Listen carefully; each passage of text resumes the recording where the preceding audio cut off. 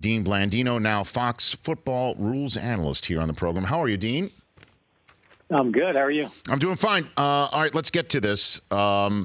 With the new instant replay rule that allows coaches to challenge offensive and defensive pass interference, but even more importantly, challenge when they think one should have been called and one was not. What are your thoughts on this rule, Dean Blandino? This is the most significant change that we've seen since they brought replay back in 1999, and this is really a sea change because as recently as last year, the competition committee was philosophically opposed to reviewing these types of fouls, and obviously the play that occurred in the NFC Championship game was a trigger for the conversation, and it went further than I think we all thought it would. They actually passed a rule, so this is a major deal. And do you like it? I think it remains to be seen. I've kind of come a long way in this area. I'm not naive to sit here and say that if we have the technology and we have a mistake like one that occurred in that game, that we shouldn't try to fix it. And I'm all for that. And no one wants games to be decided on a missed officiating call or non-call. And so, I'm all for that. I just think the way this rule was put in, again, last minute, scrambling to put language together, have we truly vetted out all of the, and it's a catchphrase, but it's true, the unintended consequences of this. And look, I'm all for the coach. If the coach thinks that it's pass interference and he has a challenge and he's willing to risk that timeout, I'm all for that because it's limited. But now you open it up inside 2 minutes and you have a replay official who now has to, in addition to knowing what a catch is and down by contact and all those things, they have to now rule on pass interference. That's going to be a challenge. Now let's get to that then, Dean Blandino and the Honda Insider Report. Because I didn't see any specific language like egregious calls, like obviously the one in the NFC Championship game, crucial. I mean, there was no language at all. What are the parameters for, you think, the person sitting in the Art McNally Center in New York City for the last 2 minutes? What are the parameters of buzzing in on OPI, offensive pass interference, and DPI, defensive pass interference? Yeah, so the way the language is written, it's basically letter of the law. They've just added pass interference to the list of reviewable plays. Now they're going to have to figure out what the standard is. And again, that goes back to putting something in and putting the cart before the horse. Now we got to figure out, well, what is and what isn't going to be created in replay. So the way it's now, it's letter of the law.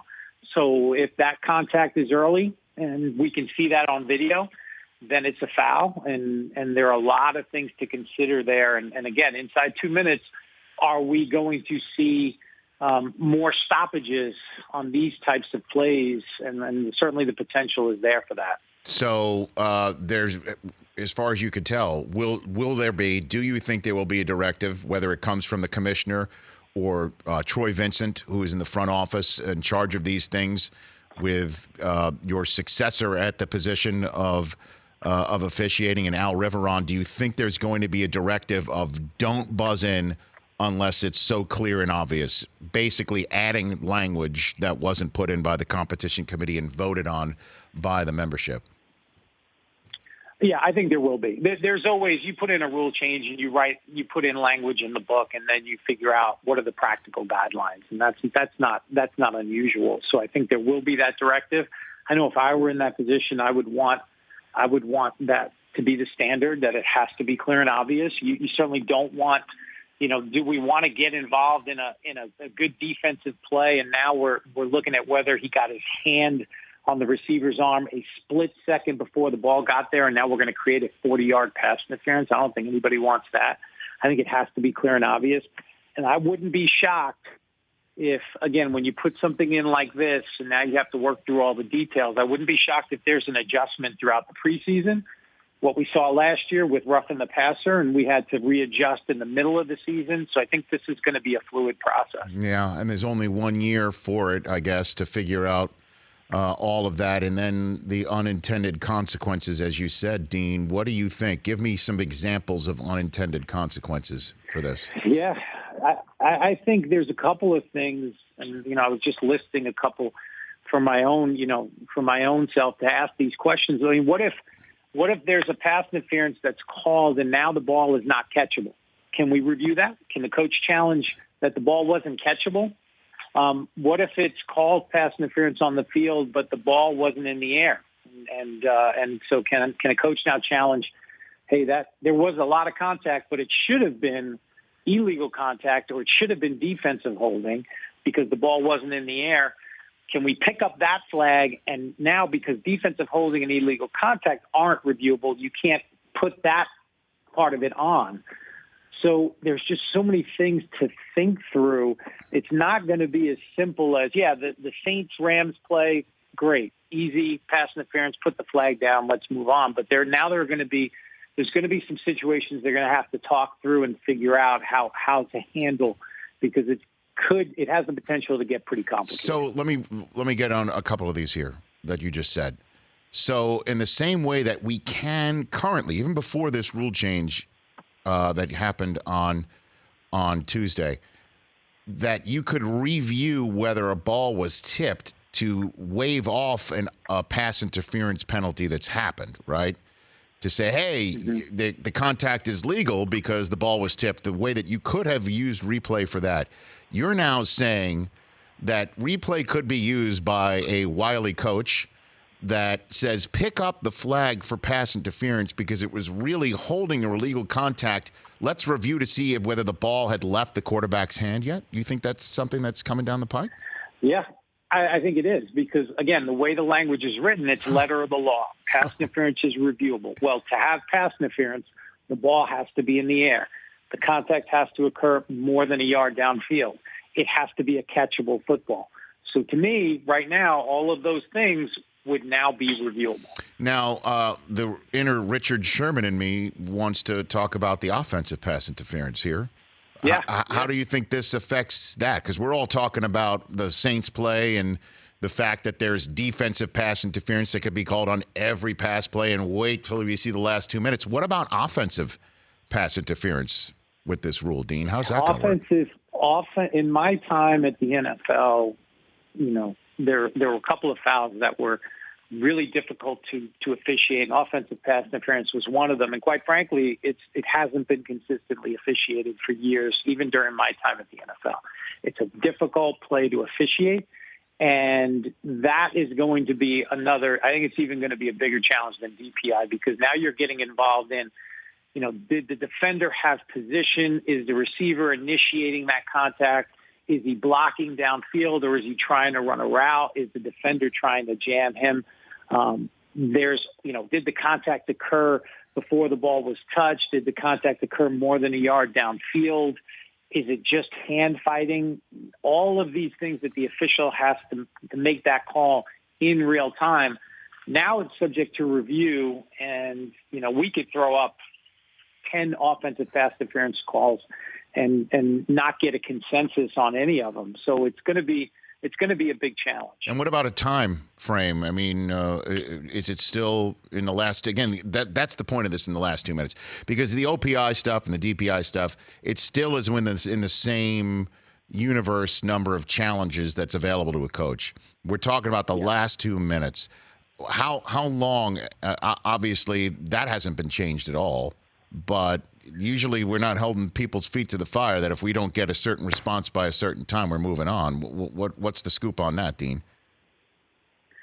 Well, nothing has changed. Nothing's changed regarding the rule in terms of 60 seconds to review the play. The replay official, there's no limit to the number of plays they can stop inside 2 minutes. So that's something they have to consider when you think about the standard. I don't think they want a whole bunch of stoppages inside 2 minutes. But nothing else about the rule has changed. So once the game is stopped, there's the time limit, the 60-second review, and then they have to make a decision. And again, it's going to, New York is going to get involved. You have a replay official that's going to have to, be responsible for stopping the game and initiating that review. Think about this. Think about a scoring play outside 2 minutes, right? And the replay official has to confirm that. Now we have a touchdown, and the replay official says, yeah, it's a touchdown, but wait a minute, that receiver pushed off. That now becomes reviewable because that's under their parameters. And now we're going to say, okay, we're confirming the touchdown, but guess what? It was pass interference. Let's take it back and penalize the offense 10 yards. The potential for that is there as well. All right, a few more minutes left with Dean Blandino, former head of NFL refs, now current Fox Sports Rules analyst here in the Honda Insider Report. What about the automatic replay reviews being expanded to include scoring plays and turnovers negated by a foul? Why was that thrown into this mix? Best you can tell as well, Dean. Yeah, that was it's an unusual situation. That's where you have a scoring play. Scoring plays are automatically reviewed, but I think a team submitted that to say, well, it was a scoring play. It was negated by a foul. Why should we have to waste a challenge? That should be automatically reviewed. So I think that was the theory behind that one. But I don't believe that passed, so I don't think that's going to be an issue going forward. It says right here, the effect also expands automated replay reviews to include scoring plays and turnovers negated by fouls. But we'll check on all of that. Yeah, let's check on that. I wasn't sure. Yeah, I know they changed the tries as well, so now all tries will be reviewed. Yeah, exactly. Automatically, whether they're good or not. All right. So what can you tell me of what you heard in the room? Belichick and Reed took the floor and wanted to hammer out more of the language. I mean, all the coaches are seemingly in favor of this sort of thing now. Dean, what did you hear about what was going on in the room? The coaches got together and were pretty united on this, which that's good. That's something. Obviously, the coaches have a strong voice, and they should be a part of the rules change process. And I'm not sure they've had their say in the past, or at least the way it's worked out. The competition committee goes through their routine, and then we would present to the coaches on the eve of the league meeting, and it really didn't give them a lot of time to digest what was potentially going to get voted on. So I think that's good that the coaches got together and hammered it out. I know that as recently as Monday, the competition committee was not unanimous on this proposal. I think the competition committee was split as recently as Monday, but something changed, from Monday to Tuesday. And because the vote, I believe, was 31-1 with only Cincinnati and Mike Brown holding strong on his opposition to replay and expanding replay, being the lone dissenter. So again, it was the coach. I know the commissioner was pushing for this, and here we are. What are the refs thinking today? I can tell you what, I know there's 17 replay officials out there that are looking at the rule book and trying to learn pass interference now because it's not something that they had to consider. I think the officials are pretty good as it comes to replay. It doesn't change what they do. They're going to go out, and I think that's the real key. Replay is not a fix to a problem. If you think there's a problem on the field, you got to teach, you got to train, you got to give good direction. So I think the officials on the field, this doesn't change much for them. They're gonna go out and officiate the games. I think this adds to the replay officials' plate, and they're gonna have to now bone up on pass interference and know what it is and what it isn't, and be a part of that. How does that work? Be a part of those conversations. Well, the teaching tapes will go out, and now when normally pass interference tapes would go out to the downfield officials and people that were responsible for that, now replay is going to get involved, and they're going to have to look at not just what is and what isn't, but what is the standard. Here's an example of a call that wasn't made and should be added in replay. Here's an example of a call that was made that should be taken off in replay, and I think that has to be the approach, and just have to continue to teach it so that they're as up to speed as possible when the season starts. Can I make a suggestion on this, Dean? Yeah, because I always do that. You know that, Dean. I don't just sit here and analyze. You again, the Tuck rule. You were the one. You were the one that you kept on it. You kept pushing, and eventually we got it done. And now look at the league, right? Look at the league, making billions. Better off for it. Making billions. Everybody's making billions. Well, not everybody, but all right. So here's my suggestion. There's 17 replay officials that have to now do this, right? As you mentioned, 17 replay officials, right? Yep. You get them all in a room, you do the cut up, and you show it to somebody. They don't know that they're going to be the one to have to analyze. They have 1 minute to analyze, is this pass interference or not? and you say, you, replay official 3, go, and show them the play, and they've got 60 seconds and simulate it. Because that's the issue. They don't know that they're going to have to do it until they have to do it, and they got to do it in 60 seconds. Go. Is that the way it works? Yeah. No, I mean, they'll have clinics, and they'll get them all together in a room, and they'll go through plays, and they'll go through those types of exercises. But in 60 They'll seconds. show a play. Yeah. And exactly. You have to put them on the clock because, again, you have to stop the game. Now you have 60 seconds to make that decision. Now, once the game is stopped, New York will get involved in that discussion as well. You have the referee that can look at it. New York will be involved. So I think where the replay official is really going to be critical is just initiating the review and being aware that there's an issue, whether the call was made and it shouldn't have been, or there should be a call made that wasn't. So I think that's where they're really going to be a key part of this process. Dean, thanks for the call. Appreciate it. Let's get you here in studio in Los Angeles. I got a million more questions, but this covers it for the moment. Thanks, brother. Appreciate it. All right, Rich. You got it. That's Dean Blandino, Fox Sports. The Rich Eisen Show, weekdays at noon Eastern on Audience.